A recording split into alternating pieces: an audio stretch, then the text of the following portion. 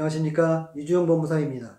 이번 시간에는 판결문 경정을 해드린 실사례를 가지고 설명해 드리겠습니다.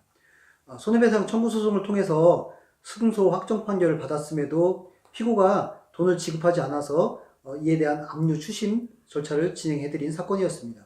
의뢰하신 분의 기본사항을 말씀드리면 수원에 살고 계신 분이셨고 가족 중에 한 분이 사망해서 상속인으로 회사를 상대로 손해배상 청구 소송을 제기해서 승소 판결을 받은 50대 여성분이었습니다. 피고 측인 회사의 주소지는 청주여서 저에게 연락을 해가지고 상담을 해 오셨습니다. 채권자는 판결을 받게 되면 피고가 당연히 돈을 주는 것으로 인지하고 계셨었는데요. 실제로 판결을 받고도 피고가 돈을 주지 않자 다음 절차를 어떻게 진행해야 되는지 막막하다면서 상담해온 사례였습니다. 이분의 경우 우선 채무자를 상대로 통장 등을 압류하고 그를 통해서 채권을 추심하는 절차를 진행해 보기로 했습니다. 그런데 한 가지 문제가 발생했습니다.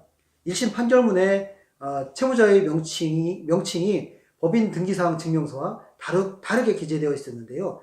채무자의 정확한 명칭은 주식회사 A건설산업이었습니다. 근데 판결문에는 주식회사 A건설로만 되어 있었습니다. 이에 저희 사무소에서는 의뢰인에게 채무자의 이름, 판결문상 피고이죠. 이름을 경정하는 절차를 거쳐야 함을 알려드렸고요. 절차가 다소 지연될 수 있음을 알려드리고 판결 경정을 신청해서 10일 만에 경정 결정을 받아주었습니다. 판결 경정 결정을 받으면 경정 결정이 채무자인 피고에게 송달이 되는데 이렇게 송달이 되면 판결 선고 시에 소급해서 효력이 생기게 됩니다. 압류 추심은 채무자 주소지 법원에 신청할 수 있는데 법인의 주사무소 소재지인 청주에 그 신청서를 제출했습니다. 신청서에는 판결문과 집행문, 송달 확정 증명원과 법인 등기사항 증명서를 첨부해서 제출하였고요.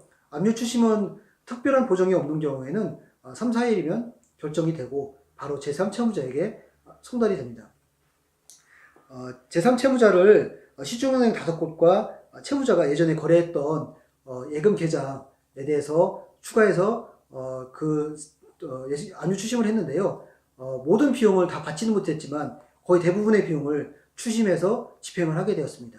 실제 이렇게 판결문을 가지고 있으면서 집행행위를 하더라도 채무자가 돈을 다른 곳에 이전시키는 경우가 많아서 추심행위를 하는 것은 쉽지 않으나 다행히 경정 결정을 받으면서도 추심을 하게 된 사례였습니다. 판결문과 이에 따른 집행행위 등 절차에 관해서 궁금한 사항은 이주영 법무사에게 문의하시면 상세히 상담해 드리겠습니다. 이상으로 실사례를 가지고 판결 경정과 집행법원을 통한 채권 확보 방법인 압류 추심에 대해서 알아보았습니다. 감사합니다.